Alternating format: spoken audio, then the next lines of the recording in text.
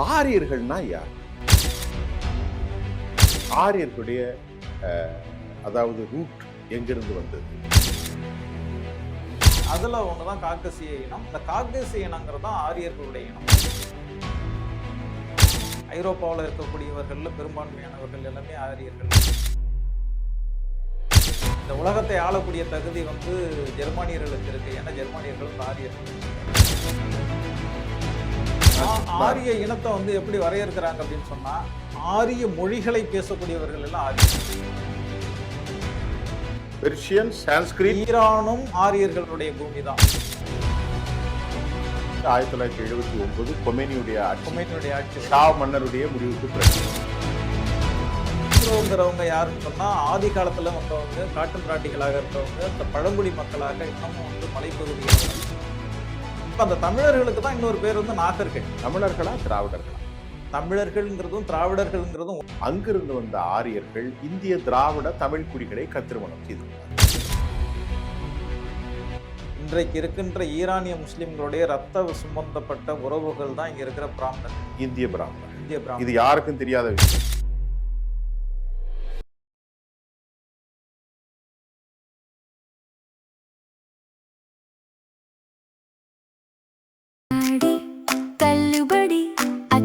பேரும் அல்லம்படி 6 முதல் 60% வரை ஆடி தள்ளுபடியுடன் சூப்பர் சரவணா ஸ்டோர்ஸ், சென்னை, மதுரை, கோவை.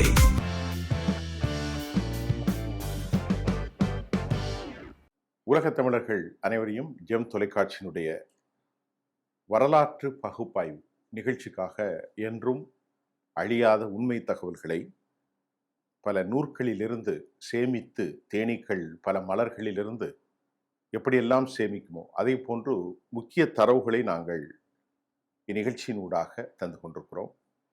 வரலாற்று ஆய்வாளர், ஏராளமான புத்தகங்களை எழுதியிருப்பவர், பகுப்பாய்வாளர் திரு சிராஜ் அவர்கள் நம்மோடு வரலாற்று ஆய்வாளராக இங்கே தோழர் சிராஜ் அவர்கள் அமர்ந்திருக்கிறார். அவரிடத்தில் இன்றைக்கு நாம் பேசக்கூடிய விவகாரம் ஆரிய இனம் இந்தியாவில் ஏற்படுத்திய தாக்கத்தை குறித்து பேசினாலும் சர்வதேச அளவில் ஆரியர்களுடைய தாக்கம் என்ன?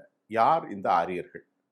ஆரிய இனத்தை குறித்து ஒரு குறிப்பிட்ட பார்வையை தாண்டி உண்மையில் ஆரிய இனம் இந்திய இனத்தோடு கலப்பினத்தையும் தாண்டி சர்வதேச உலக அளவில் அவர்களுடைய தாக்கத்தை குறித்து வரலாற்று பேராசிரியர், ஆய்வாளர், இவர் எழுதிய ஏராளமான புத்தகத்தின் வடிவங்களை அடுத்து ஒவ்வொரு சொற்றர்களாக தருகிறோம். இன்றைக்கு பேராசிரியர், வரலாற்று ஆய்வாளர் திரு சிராஜ் அவர்களை வரவேற்கிறேன். சொல்வாங்க, ஆரியர்கள்னா யார்? ஆரியர்களுடைய அதாவது ரூட் எங்கிருந்து வந்தது? இப்போ நான் கேட்ட கேள்வியை நீங்கள் மாற்றி கூட சொல்லலாம்.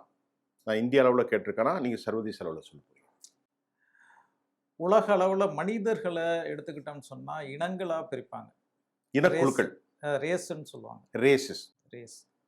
அப்படி ரேஸ் எடுத்துக்கிட்டிங்கன்னா மிக முக்கியமான 3 இனங்களை வகைப்படுத்துவாங்க மனிதர்களை.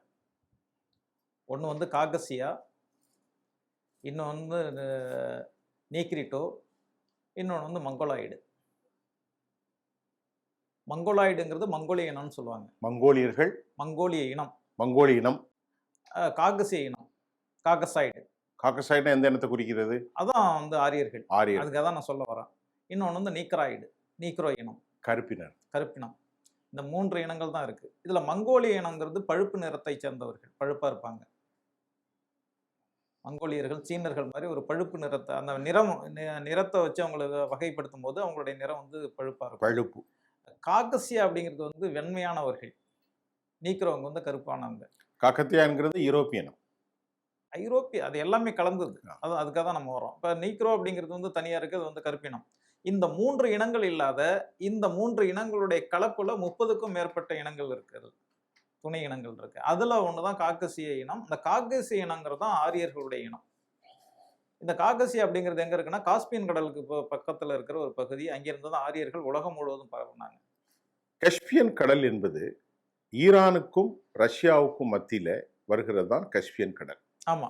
அதுல துர்கமிஸ்தான், கஜகஸ்தான், ஈரான், அசர்பைசான், ரஷ்யா அதான் மத்திய ஆசிய நாடுகள், அது எல்லாமே மத்திய இல்ல ஆசிய நாடுகள். இந்த கடல் எல்லைகள் எவ்வளவுதான் வருது, அதுதான் அதை வருது. தாண்டி நிறைய நாடுகள் வரும். அதனுடைய மேற்கு புறத்துக்கு அந்த காகசியாங்கிற பகுதியில இருந்து தான் ஆரியர்கள் இடம்பெயர்றாங்க ஃபர்ஸ்ட் முதல்ல. அப்படி வந்து அந்த காகசியாவில இருந்து மேற்கு நோக்கி சென்றவர்கள் வந்து இந்தோ ஐரோப்பியர்கள் அப்படிங்கிற பெயரால் அழைக்கப்படுகிற ஐரோப்பிய ஆரியர்கள். ஐரோப்பாவில் இருக்கக்கூடியவர்கள்ல பெரும்பான்மையானவர்கள் எல்லாமே ஆரியர்கள்.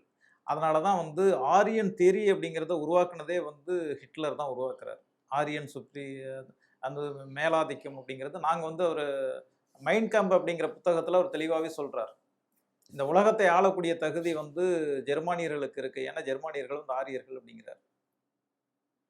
அப்ப நாங்க தான் ஆரியர்கள். ஏன் மற்ற ஐரோப்பிய நாடுகளை விட ஜெர்மானியர்கள் மேலானவர்களா இருக்காங்க அப்படிங்கிறதுக்கு அவர் காரணம் சொல்றாரு. மற்ற ஐரோப்பிய நாடுகள்ல இருக்கிற ஆரியர்கள் இனக்கலப்புல வந்து மற்ற இனங்களோட கலந்துட்டாங்க. ஆனா ஜெர்மானியர்கள் மட்டும் கலக்காமலே இருக்கிறதுனால நாங்க தான் வந்து மேன்மையான இனம்.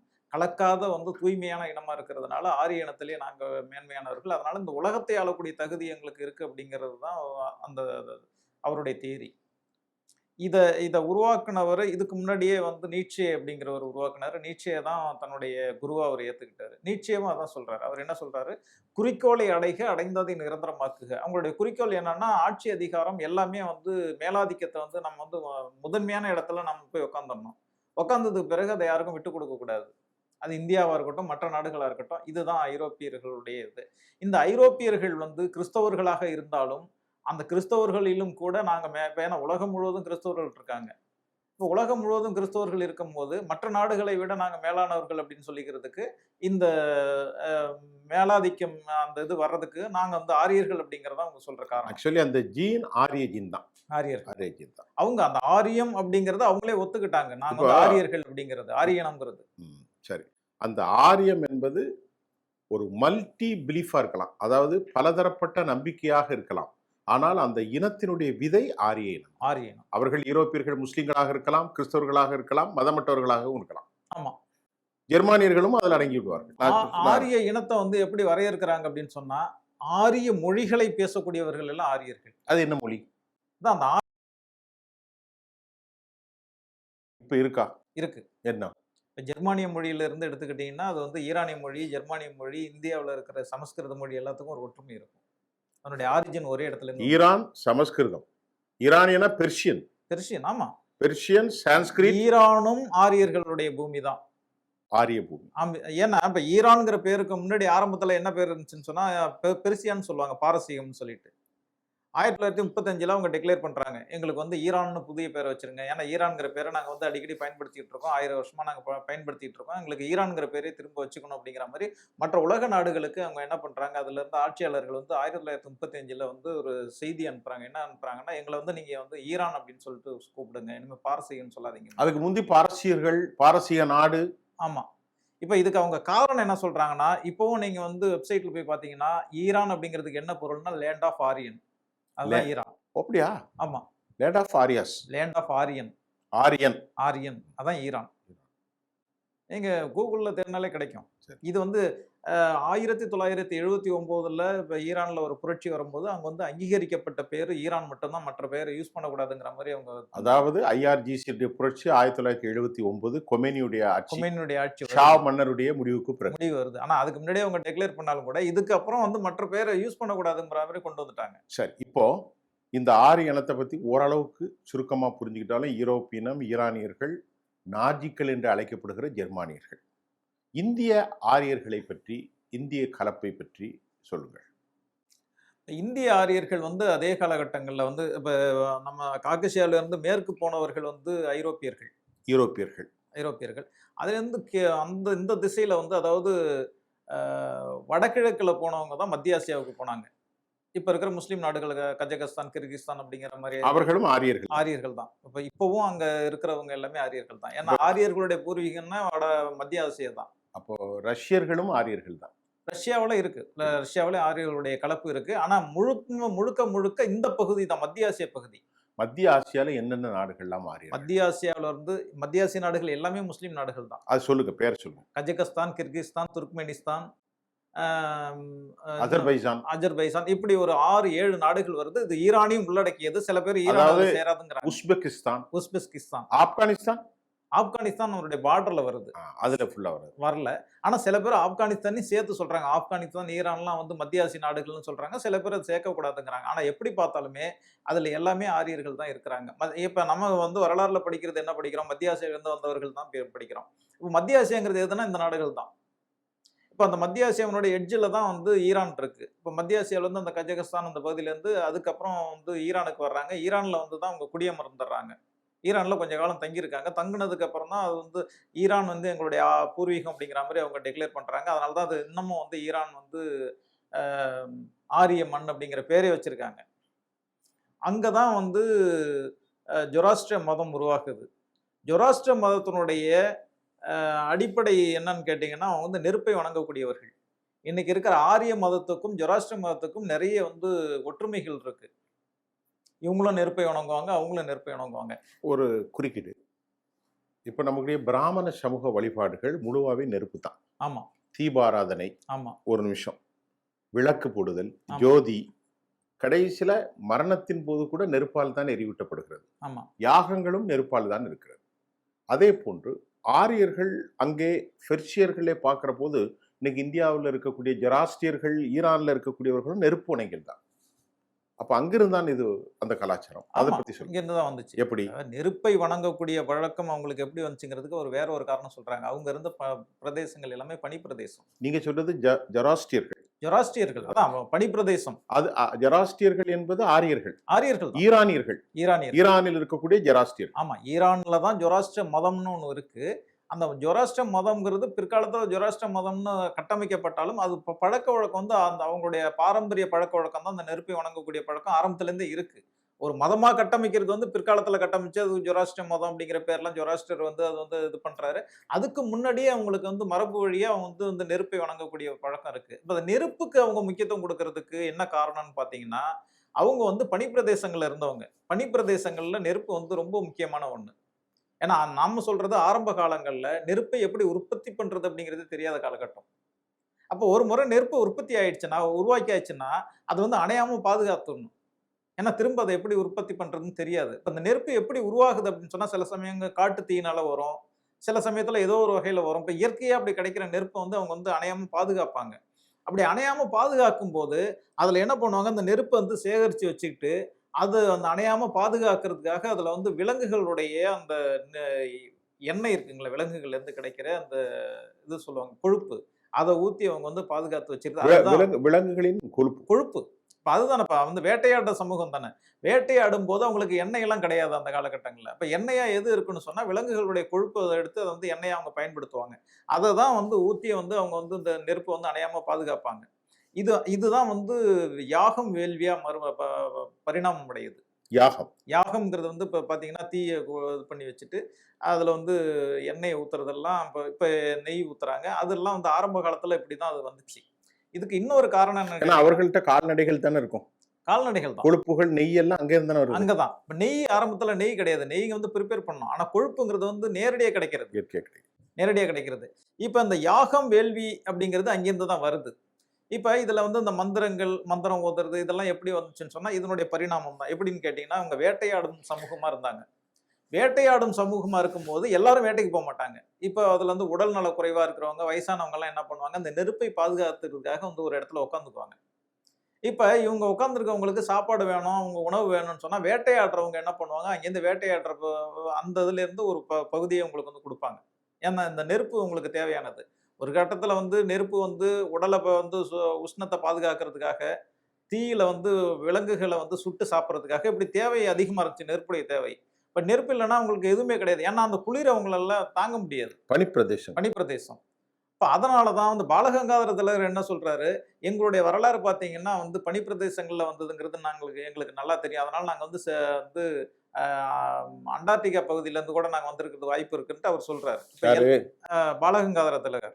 அவரு புத்தகம் எழுதியிருக்காரு. அத நானும் என்னுடைய புத்தகங்கள்ல நான் பதிவு பண்ணியிருக்கேன். அவர் இந்திய பிராமணர். ஆமா, இந்திய பிராமணர். பிராமணர்கள், அதாவது இந்த ஆரியர்கள் எங்கிருந்து வந்தாங்கங்கிறது நிறைய தியரி இருக்கு. ஆனா எல்லாமே வந்து பாத்தீங்கன்னா அவங்க பனிப்பிரதேசங்கள்ல இருந்து வந்தாங்க அப்படிங்கறது தான் சொல்லுது. காஸ்பியன் கடலா இருக்கட்டும், மத்திய ஆசியாவா இருக்கட்டும், அடுத்து ஈரானுடைய பகுதியா இருக்கட்டும், எல்லாமே வந்து பனிப்பிரதேசங்கள் தான். அப்படி என்றால் இப்போ முக்கிய பாயிண்ட்க்கு வந்துட்டோம். சரி, இப்போ இந்தியாவில் வந்திருக்கக்கூடிய பார்சிகள் இருக்காங்க இல்லையா? ஆமா. இப்போ டாட்டா இருக்கிறாங்க, கோட்ரேஜ் இருக்கிறாங்க. ரொம்ப குறுகிய இனம். மொத்தமே 50,000 பேர் தான். அவர்கள் அங்குள்ளவர்கள் தான். அவர்கள் நெருப்புனைகள். அவர்களுக்கும் ஆரியர்கள் எல்லாம் ஒன்று தான். எல்லாம் ஒண்ணுதான். எல்லாம் ஒன்று தான். ஆரியர்கள் இங்க வந்து வேறு வேறு காலகட்டங்கள்ல வர்றாங்க. ஆரம்ப காலகட்டங்கள்ல வந்தவங்க தான் இங்க இருக்கிற ஆரியர்கள். அவங்க வந்து பிராமணர்களா இருக்காங்க. அது இங்க வந்ததுக்கு பிறகு ஆரியர்கள்ல வந்து பிரிவுகள் வந்துச்சு. ஏன்னா இப்ப அவங்க ஆரியர்கள் ஆரம்ப காலத்துல கைபர் போலங்கணவாய் வழியா கிமு 2000த்துல வர்றாங்க. அப்ப 4000 வருஷத்துக்கு முன்னாடி. 4000 வருஷத்துக்கு முன்னாடி வர்றாங்க. இன்னைக்கு 4000 வருஷம் ஆச்சு. 4000 வருஷம் ஆச்சு. அதுதானே வேத காலம். அதான் வந்ததுக்கு பிறகு ஒரு 500 வருஷம் அங்க செட்டில் ஆனதுக்கு அப்புறம் ஒரு 500 வருஷம் கழிச்சு தான் வேதங்கள் உருவாக்குது. வந்த உடனே அவங்க வேதத்தை உருவாக்கல. அவங்க வரும்போது இங்க மொழியே கிடையாது. அவங்க பேசின மொழி இருந்துச்சு. இங்க இருந்த மொழி வேற, அவங்களுடைய மொழி வேற. இந்த மொழியோட கலந்து தான் இந்த எழுத்து வடிவமே அதுக்கு பிறகுதான் இங்கே தான் வருது. அவங்களுக்கு ஆரிய மொழிங்கிறது ஜெர்மானிய மொழியோட ஜொராஸ்ட்ர மொழியோட சம்பந்தப்பட்ட மொழியா இருந்தாலும் கூட அவங்களுடைய எழுத்து வடிவங்கள் எல்லாம் வேறு வேறவா இருக்கும். இங்க இருக்கிற எழுத்து வடிவம் வேற, அங்க இப்ப உருது மொழி பார்த்தீங்கன்னா உருதும் இந்தியும் ஒரே மாதிரியா இருக்கும். ஆனால் எழுத்து வடிவம் வேற வேற இருக்கும். உருதும் இந்தியும் ஒரே மாதிரி, பேச்சுல வந்து பேச்சு மொழி எழுத்து வடிவம் அரபி ஒட்டி இருக்கும். அதான் இவங்க அரபி எடுத்துக்கிட்டாங்க, அவங்க வந்து ஹிந்துஸ்தானி எடுத்துக்கிட்டாங்க. ஹிந்துஸ்தானா சமஸ்கிருதம் ஹிந்துஸ்தானி அதான் கலப்பு தான். எப்படி வரும்போது இங்க இருக்கிற ஆரியர்கள் வந்து ஆரம்ப காலத்துல வந்தாங்க. கிமு 2000த்துல வந்தவங்க ஆரியர்கள்ங்கிற பேரோடய இருந்தாங்க. கிபி 7ஆம் நூற்றாண்டுல இஸ்லாம் பரவும் போது அதை ஏத்துக்க முடியாத ஒரு கூட்டம் வந்தாங்க. அவங்க தான் பார்சியர்கள். கிபி 7ஆம் நூற்றாண்டுல இஸ்லாம் வந்த போது அந்த நாடு முழுவதுமே இஸ்லாம் மயமாகிடுச்சு. எங்க? ஈரான், பெர்ஷியா. அப்ப அதுல இஸ்லாத்தை ஏற்றுக்கொண்டவர்கள் முஸ்லீமா அங்கேயே இருந்துட்டாங்க. அதை ஏற்க முடியாத ஒரு கூட்டம் பார்சிகள். அப்ப பார்சிகளுடைய தாயகம் பாத்தீங்கன்னா ஈரான். அங்கிருந்து இந்தியாவுக்கு வந்துட்டாங்க. ஆனா பார்சிகள் இன்னைக்கு இந்தியாவில் மட்டும்தான் இருக்காங்க. ஈரான்ல கிடையாது. ஏன்னா அது முழுசா வந்து முஸ்லீம் ஆயிட்டாங்க. இப்ப அதை இஸ்லாத்தை ஏத்துக்க முடியாது, தங்களுடைய அந்த நெருப்பை வணங்கக்கூடிய அந்த பழக்க வழக்கங்கள் இதெல்லாம் விட முடியாது அப்படிங்கிறது தான் இங்க வந்துட்டாங்க. இங்க இந்தியாவில் மட்டும் இருக்காங்க பார்சிகள். மரபை விட முடியாமல் அவர்கள் பார்சிகளாகவே இந்தியாவுக்கு வந்துட்டாங்க. சரி, இப்போ இந்திய சமூகத்துல பிராமணர்களின் மீது ஆரியர்கள், திராவிடர்கள் 2 விஷயம் சொல்லப்படுது. இப்போ வட இந்தியாவில் இருக்கக்கூடிய பிராமணர்கள் அல்லாமல் ஜாட்டுகள் இருக்கிறார்கள், முஸ்லிம்கள், வட இந்திய கிறிஸ்தவர்கள், பஞ்சாபிகள் எல்லோருமே ஒரு கலரான நிலையில் தான் இருக்காங்க. தென்னிந்தியாவை எடுத்துக்கிட்டோன்னா திராவிடர்கள் இனக்கலப்பில் நிறைய வித்தியாசம் தெரியும். அவர்கள் கலர் கம்மியாக இருக்கிறாங்க. வெஸ்ட் பெங்கால், ஒரிசா, தமிழ்நாடு, தென்னிந்தியா, திராவிட நாடு, மற்ற ஆரியர்கள் மற்ற மக்கள், இவர்களுக்குள் எப்படி எல்லோரையும் யாரெல்லாம் ஆரியர்கள்? நம்ம ஆரம்பத்தில் சொன்ன மாதிரி தமிழர்கள் அப்படின்னு சொன்னோம்னா அந்த நீக்ரிட்டோன்னு ஒரு இடம் சொன்னோம். நீக்ராய்டு அல்லது நீக்ரிட்டோன்னு சொல்லுவோம். பிளாக் அதுல வந்து ஒரு பிரிவு தான் வந்து ஆஸ்ட்ரலாய்டு அப்படிங்கிறது. பிற்காலத்தில் ஆஸ்ட்ரலாய்டுங்கிற ஒரு இனம் பிரிஞ்சு. இந்த 2 இனத்தினுடைய கலப்பு தான் தமிழர்கள்ங்கிறது ஒற்றை சமூகம் இல்லை. அதாவது நீக்ரோக்களும் இன்னொன்னு ஆஸ்ட்ரலாய்டு. நீக்ரோங்கிறவங்க யாருன்னு சொன்னா ஆதி காலத்துல வந்தவங்க, காட்டு மிராண்டிகளாக இருந்தவங்க, பழங்குடி மக்களாக இன்னமும் வந்து மலைப்பகுதிகளை கூட இருக்காங்க. அவங்க தான் வந்து நீக்ரோ மக்கள். ஆஸ்ட்ரலாய்டுன்னு இப்ப யார? அந்த நீக்ரோ இனத்தினுடைய ஆஸ்திரேலியா, அதாவது நம்ம சொல்றோம் இல்லையா, வந்து குமரி கண்டம்லாம் சொல்றாங்க இல்லையா, ஆஸ்திரேலியாவும் தமிழும் வந்து தமிழ்நாடும் ஒரே பகுதியா இருந்துச்சு. அதுக்கப்புறம் தான் அது பிரிஞ்சு போனது அப்படின்னு சொல்லிட்டு குமரி கண்டம் அந்த இதெல்லாம் சொல்றாங்க, லெமூரியா கண்டம், இதெல்லாம் இந்த ஆஸ்திரேலியா இங்க வந்து சேர்ந்து இருந்துச்சு அப்படின்னு ஒரு தேரி ஒன்று சொல்லிட்டு இருக்காங்க. அந்த மாதிரி சேர்ந்து இருந்த காலத்துல அங்கிருந்து வந்தவர்கள் இருக்காங்க இல்லையா, அதாவது வந்து நீக்ரிட்டோவுக்கும் பிறகு வந்தவர்கள் 2 ஒரே இனம் தான். ஆனா அவங்க முந்தைய இனம், இவங்களுக்கு பிந்தைய இனம், இந்த 2 பேரும் இங்க வந்து ஒரே இதா கலந்தாங்க. அவங்க தான் வந்து தமிழர்கள். ஆக்சுவலி அவங்க கருப்பாவும் இருக்க மாட்டாங்க, ஒரு கோதுமை கலர் இருப்பாங்க. 2 இழந்ததும் தமிழர்கள். ஆமா, முன்னாடி இருந்தவங்க வந்து ஆரம்ப காலத்துல வந்த நீக்ரிட்டோ வந்து முழுக்க கருப்பினத்தவர்கள். அதற்கு பிறகு வந்தவங்க கலப்பினத்தவர்கள். கலப்பினத்தவர் தான் என்ன இனம்? ஆஸ்ட்ரலாய்டு. ஆஸ்திரேலிய இனம்னு சொல்லுவாங்க தமிழ்ல. அது ஆங்கிலத்துல வந்து ஆஸ்ட்ரலாய்டு அப்படின்னு சொல்லிட்டு வகைப்படுத்துறாங்க. இப்ப இந்த 2 பேருடைய கலப்பு தான் வந்து தமிழ் இனம். இவங்க வந்த காலத்துல இங்க மொழியெல்லாம் கிடையாது. அதுக்கப்புறம் இவங்களுக்குள்ளே ஒரு மொழியை உருவாக்கிக்கிட்டாங்க. இந்த மொழியை பேசக்கூடியவர்கள் இந்தியா முழுவதும் இருந்தாங்க. இந்தியா முழுவதுமே இவர்கள் தான் இருந்தாங்க. ஏன்னா இப்ப சிந்து சமவெளி நாகரிகம்னு நம்ம பேசுறோம். சிந்து சமவெளி எங்க இருக்குன்னு சொன்னா பஞ்சாப்ல இருக்கு. அப்ப அங்க தமிழ் தான் பேசியிருக்காங்க. எங்க? பஞ்சாப்ல தமிழ். பஞ்சாப் மட்டும் கிடையாது, இந்தியா முழுவதுமே. சிந்து சமவெளி நாகரிகம் தமிழர் நாகரிகம் தான். ஆமா, தமிழர் நாகரிகம் தானே. சிந்து சமவெளியில இருந்த மக்கள் பேசிய மொழி வந்து தமிழ் தான். அப்படின்னா தமிழர்கள் இந்தியா முழுவதும் இருந்தார்கள். அப்ப அந்த தமிழர்களுக்கு தான் இன்னொரு பேர் வந்து நாகர்கள். தமிழர்களா திராவிடர்களா? தமிழர்கள்ங்கிறதும் திராவிடர்கள்ங்கிறதும் ஒண்ணுதான். இப்ப ஆரியர்கள் இங்க வரும்போது இங்க இருக்கிற மக்களுக்கு ஒரு பேர் தேவைப்பட்டுச்சு, அவங்கள்ட்ட இந்த தனிச்சு காட்டுறதுக்காக வேண்டி. அவங்க ஆரியர்கள், அவங்க வெள்ளையா இருக்கிறாங்க. அப்ப தங்களை அல்லாதவர்களை சொல்றதுக்கு ஒரு பேர் தேவைப்பட்டுச்சு. அதனால அவங்க தமிழர்களை தான் திராவிடர்கள்னு சொன்னாங்க. திராவிடர்கள். அதுல இப்ப நீங்க பேச தெலுங்கு, மலையாளம் எல்லாம் ஒண்ணா வந்துரும். இல்ல அப்போ வந்து கிடையாது. அதுக்கு பிறகு தானே அந்த கலப்புல தானே மற்ற மொழிகள் உருவாகுது. 4000 வருஷத்துக்கு முன்னாடி கிடையாது. அவங்க தமிழ திராவிடம்னு சொல்லும் போது இந்த மொழிகள் எதுவும் உருவாகல. இந்த மொழிகள் உருவாகல. அவங்க தமிழ தான் திராவிடம்னு சொன்னாங்க. அந்த தமிழ்ல இருந்து மற்ற மொழிகளுடைய கலப்புல தான் ஒன்னோட ஒண்ணு சேரும். கலரே எடுத்துங்களேன், கருப்போட வந்து சிவப்பு சேர்ந்தீங்கன்னா வேற ஒரு கலரா மாறும். இப்ப மாறுமே, பெயிண்ட் மிக்ஸ் பண்றாங்க. அதே மாதிரி தான் இங்க வந்து இனங்கள் மாறுச்சு. இப்ப வந்து சத்திரியர்கள், அதாவது ஆரியர்கள்லயே வந்து 3 பிரிவுகள் இருக்கு. எப்படி? ரிக்வேதத்துல வந்து புருஷ சூத்தான்னு ஒண்ணு உண்டு. 10வது மண்டலத்துல அது வந்து பிரிச்சர்க்கைன்னு சொல்றாங்க. ஆனா 90வது ஸ்லோகம் பிரம்மனோஷ்ய முகமாஷித் பாகு ராஜன்ய அப்படின்னு சொல்லிட்டு ஒரு ஸ்லோகம் உண்டு. அதுல என்ன சொல்றாங்கன்னா, பிரம்மனுடைய முகம் வந்து பிராமணனாக மாறிற்று, அவனுடைய தோள்கள் வந்து சத்திரியனாக மாறிட்டு, தொடைகள் வந்து வைசியனா மாறிட்டு, அவனுடைய கால்களில் இருந்து சூத்திரன் பிறந்தான். இதுதான் வந்து மனுஸ்மிருதி, அந்த வந்து புருஷ சூத்தம் சொல்லுது. இதனுடைய அடிப்படையில தான் வந்து மனுஸ்மிருதி வந்து இந்த 4 வருணங்களா பிரிச்சது. வருணங்கள்ங்கிறது இதுதான். இதனுடைய அடிப்படை வந்து ரிக்வேதம். அதாவது வர்ணாசிரமத்துடைய பேஸ் தான் ரிக்கு. ரிக், யஜூர், சாம, அதர்வணா. ஆமா. இதுல ரிக்வேதம் தான் சொல்றீங்க. ரிக்வேதம் தான். அதுக்கு பிற்காலத்துல உருவானதுதான் யஜுர், சாம, அதர்வண வேதங்கள்லாம் பிற்காலத்துல வந்தது. முதல்ல வந்து நம்ம 4 வேதங்கள்னு சொல்லுவாங்க. இந்த 4 வேதங்கள்ல ரிக்வேதம் மட்டும்தான் ஆரம்ப காலத்துல உருவானது. அதுக்கப்புறம் யஜுர் வேதம், இதெல்லாமே அதுல இருந்து வந்தது. அதர்வணா வேதம் எல்லாம் ஒன்லி பூசை, புனஸ்காரம், மந்திரம் இதை பத்தி தானே இருக்கு. ஆமா. அது இல்லாம இந்த 4 வேதம் இல்லாத பிற்காலத்துல வேற ஒரு 4 வேதங்களை உருவாக்குனாங்க. தனுர்வேதம், சில்ப வேதம், காந்தர்வ வேதம், ஆயுர்வேதம்னு 4 வேதங்கள். இது வந்து உபவேதங்கள்னு சொல்லுவாங்க. ஆயுர்வேதம் மருத்துவம் அதுலதான் வருது. ஆமா. ஆயுர்வேதம்ங்கிறது ஒரு வேதம். அந்த மருத்துவ முறை தான் அது. மருத்துவ முறையா இருந்தாலும் அது வேதத்தில் உட்பட்டது. உபவேதங்கள்ல வரும். அந்த 4 உபவேதங்கள்ல ஒண்ணுதான் ஆயுர்வேதம், கடைசியா வந்த வேதம். இப்ப இவங்க வந்து பிராமணர்கள், சத்திரியர்கள், வைசியர்கள் இந்த 3 பேரும் வந்து துவிஜாதின்னு சொல்லுவாங்க, இருபிறப்பாளர்னு சொல்லுவாங்க. இருபிறப்பாளர்னா என்னன்னு கேட்டீங்கன்னா, ஏன்னா இப்ப தமிழ்நாட்டுல நிறைய பேர் நாங்கெல்லாம் சத்திரியர்கள்னு சொல்லிட்டு இருக்காங்க. தமிழ்நாட்டுல தமிழர்கள் யாரும் சத்திரியர்களாக இருக்க முடியாதுங்கிறதுக்கு இது ஒரு அடிப்படை காரணம். ஏன்னா துவிஜாதின்னா என்னன்னு அவங்க வரையறுக்கிறாங்கன்னு சொன்னா, ஏன்னா இந்த வர்ணாச்சிரம் மொத்தம் வரையறுக்கிறது வந்து பிராமணர்கள் தான், வேதங்கள் தான் வரையறுக்குது. வேதங்கள், அதுக்கப்புறம் வந்து மனுஸ்மிருதி வரையறுக்குது. அதை வச்சுக்கிட்டு தான் இவங்க வந்து நாங்களும் சத்திரியர். ஏன்னா சத்திரியங்கிறது தமிழ்ல சத்திரியர்கள் யாரும் கிடையாது. இப்ப சத்திரியர்கள்னு சொன்னாங்கன்னா அவங்க சொன்னபடியே ஏத்துக்கிட்டாதான் நம்ம சத்திரியர்கள். இப்ப சத்திரியர்களுக்கு அவங்க என்ன வரையறை சொல்றாங்கன்னு சொன்னா, சத்திரியர்கள் வந்து இருபிறப்பாளர்கள். இருபிறப்பாளர்கள்னா ஒரு பிறப்பு வந்து தாயினுடைய கருவறையிலிருந்து பிறக்கிறது, 2வது பிறப்பு வந்து அவங்களுடைய உபநயனம். உபநயனம்ங்கிறது காயத்ரி மந்திரத்தை ஓதுறது, பூணூல் போட்டுக்கிறது. இந்த 2ம் யாருக்கு அப்படின்னு சொன்னா, முதல்ல இருக்கிற 3 வருணங்களுக்கு மட்டும்தான் இது அனுமதி. பிராமணர்களுக்கு, சத்திரியர்களுக்கு, வைசியர்களுக்கு. பஞ்சமர்கள் இதுல வரவே இல்லை. சூத்திரர்களுக்கு கிடையாது. சூத்திரர்களுக்கு கிடையாது. அதனால அவங்க ஒரு ஜாதி தான் அப்படின்னு சொல்லிட்டு வரையறுக்கப்பட்டு, அதாவது வந்து மனுஸ்மிருதி தெளிவா சொல்லிடுச்சு. முதல் 3 வருணங்கள் மட்டுமே வந்து துவிஜாதி, சூத்திரர்கள் வந்து ஒரு ஜாதி தான் அப்படின்னு சொல்லிடுச்சு. அதாவது பிராமணர்கள், சத்திரியர்கள், வைசியர்கள், இந்த 3ம், அதாவது முகம், ஆமா, தோல், இன்னொன்னு தொடை, இந்த 3 தான் வரும். இதுல வியாபாரம் பண்ணக்கூடியவரும் வருவாங்க. அல்ல, அதான் தொடையில பிறந்த போர்க்களத்துல ஈடுபடுறவங்க வைசியர்கள், சத்திரியர்கள். முகத்துல உள்ளவங்க பிராமணர்கள். இது தாண்டி சூத்திரர்கள் காலில் இருந்து, அதாவது அது சொல்லும் போதே வந்து அந்த வார்த்தை வித்தியாசமா இருக்கும். முகம் வந்து பிராமணனாக ஆயிற்று, தோள்கள் சத்திரியனாக ஆயிற்று, தொடைகள் வைசியனாக ஆயிற்று.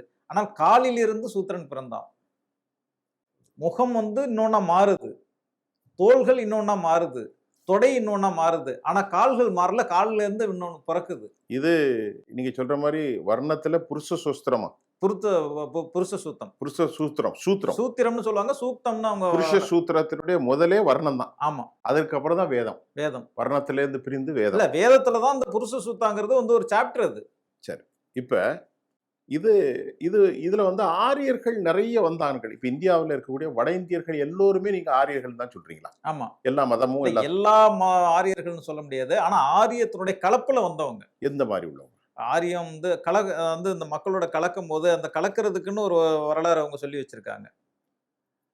எப்படி கலந்தாங்கன்னு சொன்னா, ஆரியர்கள் ஆரம்பத்துல இங்க வரும்போது அதிகமா வந்து பெண்கள் அழைச்சிட்டு வரல, ஆண்கள் மட்டும்தான் வந்தாங்க. பெண்கள் வந்தாங்க, ரொம்ப குறைவானவங்க வந்தாங்க. அதாவது மேய்ச்சல் நிலங்களை தாண்டிதான். ஆமா, அப்படிதான்.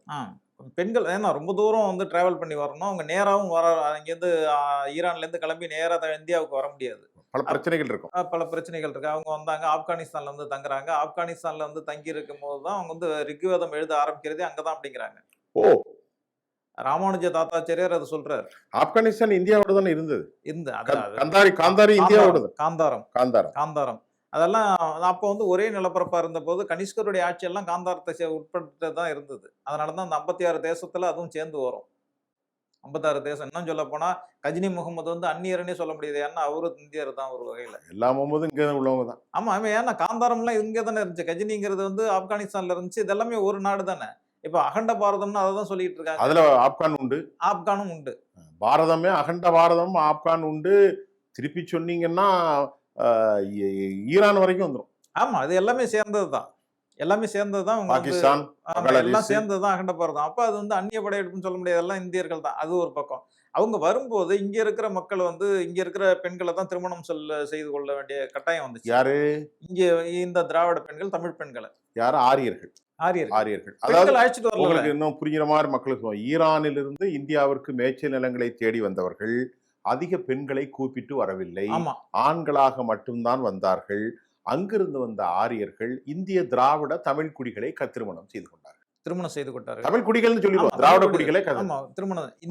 அப்பதான் ஆரிய திராவிட கலப்பு ஏற்படுகிறது. அப்படிதான் கலப்பு ஏற்படுது. அதனாலதான் பெண்களை வந்து ஒரு கட்டத்துக்கு மேல அவங்க வந்து மேல கொண்டு போகவே இல்லை. பெண்களை வந்து அடிமைப்படுத்தி வச்சதுக்கு இது ஒரு முக்கியமான காரணம். ஏன்னா அவங்க வேற ஒரு இனத்துல இருந்து வந்தவங்க. நான் சொல்றதை மட்டும் செஞ்சா போதும் அப்படிங்கிற மாதிரி தான் பெண்கள் ஆரம்ப காலத்துல வச்சிருந்தாங்க. வந்து மனுஸ்மிருதி அப்படிதான் சொல்லுது. பெண்கள்கிட்ட ரொம்ப ஜாக்கிரதையா இருங்க அப்படின்னு சொல்லிட்டு நிறைய இடங்கள்ல எச்சரிக்கை சொல்லுது. மனுஸ்மிருதி வந்து பெண்கள் அடிமையாவே வச்சிருந்தது அப்படிங்கிறதுக்கான காரணம் வந்து இதுதான். இப்ப இதுல வந்து கலப்பு எப்படி வந்துச்சுன்னு சொன்னா, அந்த கலப்பு வந்ததை வந்து அவங்களே வந்து சொல்றாங்க. எப்படி சொல்றாங்கன்னு சொன்னா, அனுலோம ஜாதி, பிரதிலோம ஜாதின்ட்டு 2 விதமான கலப்பு வந்துச்சுங்கிறாங்க. அனுலோம ஜாதினா என்னன்னு கேட்டீங்கன்னா, மேல் ஜாதி ஆண்கள் கீழ் ஜாதி பெண்களை திருமணம் பண்ணிக்கிட்டு அவங்களுக்கு பிறக்கிற பிள்ளைங்க எல்லாம் வந்து அனுலோம ஜாதி. கீழ் ஜாதியில உள்ள ஆண்கள் மேல் ஜாதி பெண்களை திருமணம் பண்ணிக்கிட்டு அவங்களுக்கு பிறக்கிற குழந்தைங்க வந்து பிரதிலோம ஜாதி. இப்படிதான் கலப்பு. 2 ஜாதி. 2 மேல் ஜாதி ஆண்களும் கீழ் ஜாதி பெண்ணையும் பிறந்தது என்ன ஜாதி? அனுலோமம். அனுலோமம். லோமம். ரோமம். கீழ் ஜாதி பெண்ணும் மேல் ஜாதி ஆணும் பிரதிலோமம். லோமம். ரோமம் என்றால் ரோமம் இல்ல, லோமம். லோமம். இப்படிதான் அனுலோமம், பிரதிலோமம். ஆமா. ஏன்னா மக்கள் பார்க்கிற போது இது பல 1000 வருஷம்னாலும் இருக்கும். ஆமா, உச்சரிப்பை தப்பா சொல்லியிருக்காரு. திருப்பி சொல்லுங்க. அனுலோமம், பிரதிலோமம். அனுலோமம், பிரதிலோமம். ஆமா, இது வந்து வேதங்கள்ல உள்ள வார்த்தைகள். வேதங்களை வந்து ஆரம்பத்துல ரிக்வேதம் வந்து வேதம்னு சொல்லுவாங்க. மனுஸ்மிருதி எல்லாம் சாஸ்திரம்னு சொல்லுவாங்க. வேதங்கள் வேற, சாஸ்திரம் வேற. வேதங்கள்ங்கிறது வந்து ஸ்மிருதிகள், ஸ்ருதின்னு சொல்லுவாங்க. அது வந்து பாடல்களா இருக்கும். இது வந்து ஸ்மிருதிகள், இது வந்து சாஸ்திரம். சாஸ்திரம்னா சட்டங்கள், வேற ஒன்றும் கிடையாது. மனு தர்ம சட்டம்னு சொல்றாங்க இல்லையா, அது வந்து சட்டம் தான். சாஸ்திரங்கிறது அதுல எதுவுமே கிடையாது, எல்லாமே சட்டங்கள். தர்மம் அப்படிங்கிறது இந்து மதத்துல தர்மம்னு சொல்றது சட்டம் தான். தர்மம்னா வந்து நம்ம வந்து தானம் பண்றதுன்னு நினைச்சுக்கிட்டு இருக்கோம். தானம் பண்றதுங்கிறதுக்கும் தர்மத்துக்கும் எந்த சம்மந்தமும் கிடையாது. மனுஸ்மிருதியை தான் மனு தர்மம்னு சொல்லுவாங்க. அங்க வந்து ஸ்மிருதி அப்படின்னு சொல்றது சட்டம். மனு தர்மம்னா மனு சட்டம், மனுவால் உருவாக்கப்பட்ட சட்டங்கள் தான் ஸ்மிருதிகள் சொல்றது. அதான் சாஸ்திரங்கள்னு சொல்றாங்க. இப்படிதான் வந்து ஜாதி கலப்பு இருந்துச்சு. அந்த 3 ஜாதிகள் தான் அந்த முதல்ல 3 கேட்டகரியில உள்ளவங்க தான் வந்து முன்னாடி இருக்கிறாங்க. அதுலயே வந்து பின்னாடி வந்து சத்திரியர்கள் இந்த தொழில தான் செய்யணும், வைசியர்கள் இந்த தொழில தான் செய்யணும்னு சொல்லிட்டு தொழிலை வந்து வரையறுத்துக்கிட்டாங்க. அந்த தொழிலை வரையறுத்ததுக்கு பிறகு அவங்களுக்குள்ளேயே நிறைய சண்டைகள்லாம் நடந்திருக்கு. அந்த பிராமணர்களுக்கும் சத்திரியர்களுக்குமே நிறைய சண்டை நடந்திருக்கு. அதுக்கப்புறம் காம்ப்ரமைஸ் ஆயிட்டாங்க. காம்ப்ரமைஸ் ஆனதுக்கு பிறகுதான் வந்து கிருஷ்ணன், ராமன் அப்படிங்கிறவங்க எல்லாம் வந்து அவங்க கடவுளை ஏத்துக்கிட்டது. ஏன்னா அவங்க 2 பேருமே வந்து சத்திரியர்கள், பிராமணர்கள் கிடையாது. ராமன் வந்து சத்திரியர் தான். ராமனையும் கிருஷ்ணனையும் அவங்க ஏத்துக்கிட்டது வந்து புத்தருடைய காலத்துக்கு பிறகு. கிருஷ்ணர் யாதவ்னு தான் சொல்றாங்க. யாதவா இருந்தாலும் வந்து சத்திரியர் அப்படிங்கிறது பிராமணர் இல்ல, சத்திரியர். அதாவது அவரு வந்து அவர் பிறந்தது ஒரு இடத்துல, வளர்ந்தது ஒரு இடத்துல. அதனால வந்து அவர் சத்திரியருங்கிறாங்க, இந்த பக்கம் யாதவர் அப்படிங்கிறாங்க. ஆனா பிறந்தது ஒரு குலம், வந்து ஒரு ஆட்சி அதிகாரத்துக்கு உள்ளவர் தான். அவர் தான் என்ன சொல்றாரு, நான் வந்து 4 வருணங்களை நானே படைச்சேன். ஆனா அந்த 4 வருணங்களை நானே நினைச்சாலும் அந்த என்னால மாத்த முடியாது. கிருஷ்ணன். இந்த கிருஷ்ணன் சொல்றதா சொல்லப்படக்கூடிய பகவத்கீதை வந்து பிற்காலத்துல ஏற்படுத்தப்பட்டது. இது எதுக்காக, அதனுடைய நோக்கம் என்னன்னு சொன்னா, அந்த ரிக்வேதத்தை வந்து மக்கள் மத்தியில கொண்டு போக முடியல. அதனால அதனுடைய கருத்துக்களை மட்டும் சாராம்சத்தை எடுத்து மக்கள்கிட்ட கொண்டு போய் செலுத்துறதுக்காக வேண்டி, அந்த புரிய வைக்கிறதுக்காக வேண்டி தான் பகவத்கீதை பிற்காலத்தில் உருவாக்கப்பட்டது. இது வந்து வேத காலத்துக்கு பிறகு உருவானதுதான் வந்து இந்த காலம். அதாவது வந்து உபநிஷத்துக்கள்ல இது சாரி ராமாயணம், மகாபாரதம் போன்ற இதிகாசங்கள், அது வேத காலத்துக்கு பிறகு வந்து இதிகாச காலத்துல தான் இதெல்லாம் உருவாகுது. இப்போ உருவானதுக்கு பிறகு ஒரு ஸ்ட்ரக்சர் உருவாக்குறாங்க. இந்த காலகட்டங்கள்ல தெற்கே வந்து இருக்கிறவங்க தமிழர்களுக்கும் அவங்களுக்கும் சம்பந்தம் இல்லாம தான் இருந்துச்சு. தெற்கு அவங்க வரவே இல்லை. ஆரியர்கள் வந்து வட இந்தியாவுக்கு மட்டும் தான் வந்தாங்க, தெற்கு வரல. ஒரு சின்ன குறுக்கீடு, கைபர் போலான் கால்வாய் வழியாகிற போது வட இந்தியாவிலும் கூட வடக்கு பகுதியில் விவசாயங்கள் தலைத்திருந்தது. அதுல திராவிடர்கள் இருந்ததாகத்தானே ஒரு வரலாறு. திராவிடர்கள் தான் இருந்தாங்க. இப்ப சிந்து சமவெளியில இருந்தவர்களே திராவிடர்கள் தான். இப்ப சிந்து சமவெளியில திராவிடர்கள் இருந்த வரையிலும் அதுக்கு பேரு சிந்து சமவெளி நாகரிகம். சிந்து சமவெளியில திராவிடர்களுக்கு வந்து அதுக்கு பிறகு வந்து ஆரியர்கள் வந்தாங்க. ஆரியர்களுக்கு இவங்களுக்கும் இடையில சண்டை வந்துச்சு. இவங்களை அடிச்சு துரத்திட்டாங்க.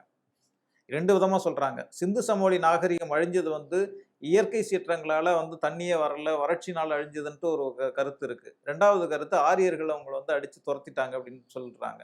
2வது கருத்துக்கு ஆதாரங்கள் இருக்கு. என்னன்னு சொன்னா, அங்க வந்து எலும்பு கூடுகள் நிறைய கிடைச்சிருக்கு.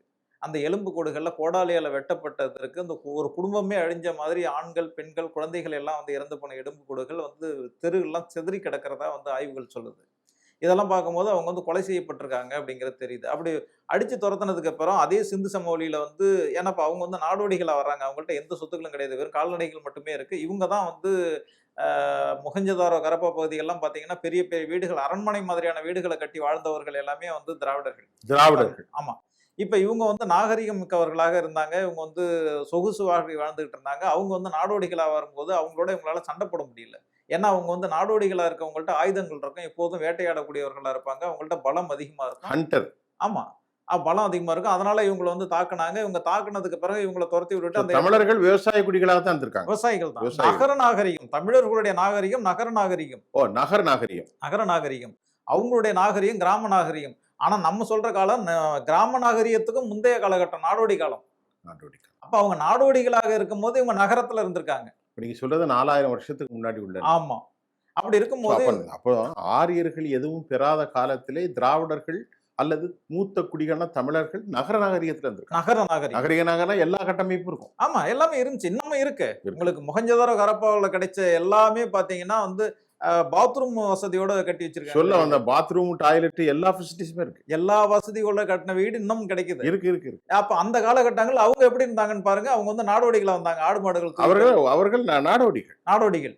ஆக அவங்க வந்து வீடே இல்லாதப்போ இவங்க வந்து நகரத்துல இருக்கிறாங்க.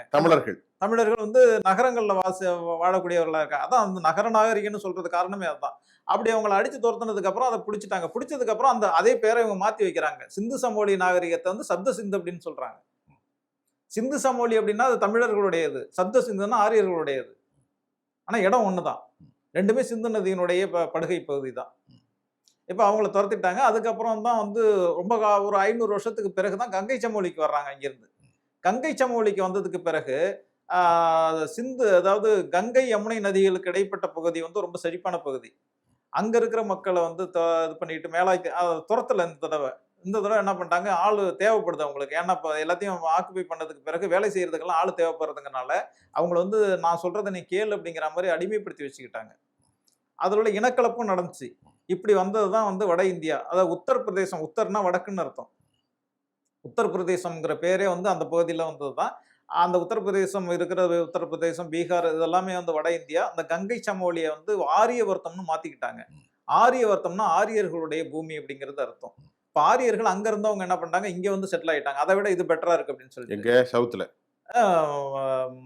மத்திய இதுக்கு கிழக்கு, அதாவது சிந்து சமவெளிக்கும் கிழக்கு கங்கை சமவெளிக்கு இந்த பக்கம் கங்கை சமவெளி, அதாவது உத்தரப்பிரதேஷ், பீகார் மத்திய இந்தியான்னு வச்சுங்களேன். வட இந்தியா, இப்போ வட இந்தியான்னு சொல்றோம். ஆக இப்ப ஏன் வந்து அங்கிருந்து வந்தாங்கன்னு சொன்னா, ஏற்கனவே அவங்க வந்து இயற்கை சீற்றங்கள் அப்படி இப்படின்னு நிறைய காரணங்கள் இருந்ததுனால இனிமே இங்க போதும் அப்படின்னு சொல்லிட்டு அதை விட்டுட்டு இங்க வந்துட்டாங்க. இங்க வந்ததுக்கு அப்புறம் தான் இங்க வந்து ஒரு பெரிய அரசியலே இங்கதான் ஆரம்பிக்குது. அவங்களுடைய அரசியல் வந்து ராமாயணம், மகாபாரத காலம்லாம் இங்கதான் உருவாகுது. இதுக்கப்புறம் தான் இவங்களுடைய ஆதிக்கம் அதிகமாகுது.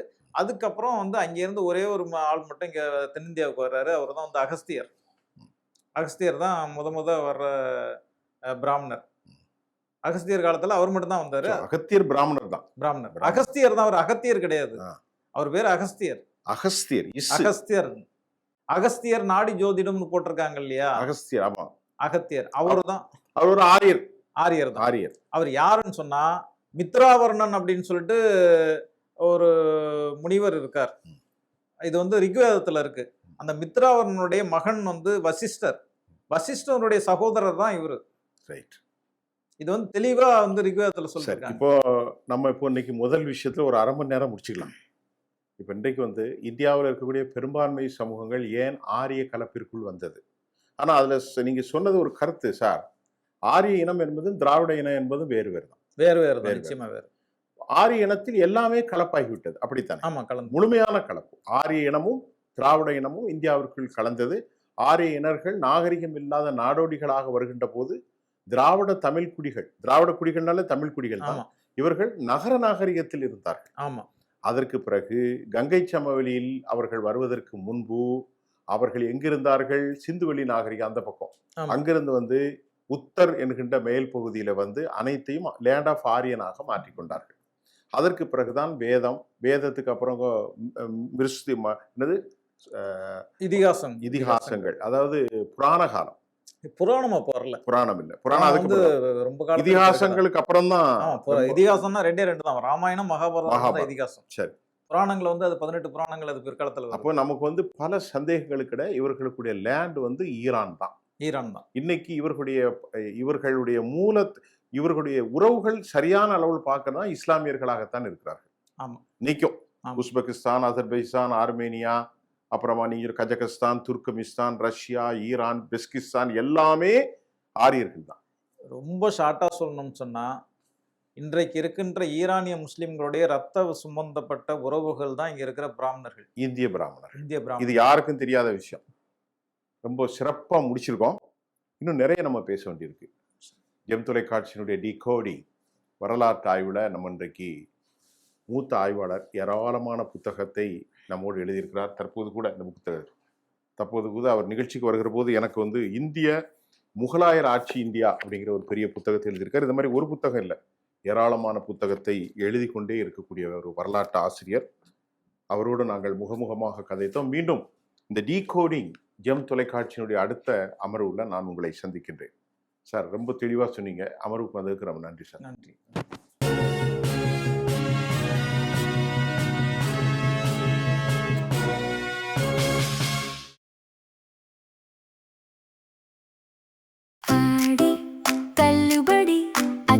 பேரும் அல்லம்படி 6 முதல் 60% வரை ஆடி தள்ளுபடியுடன் சூப்பர் சரவணா ஸ்டோர்ஸ், சென்னை, மதுரை, கோவை.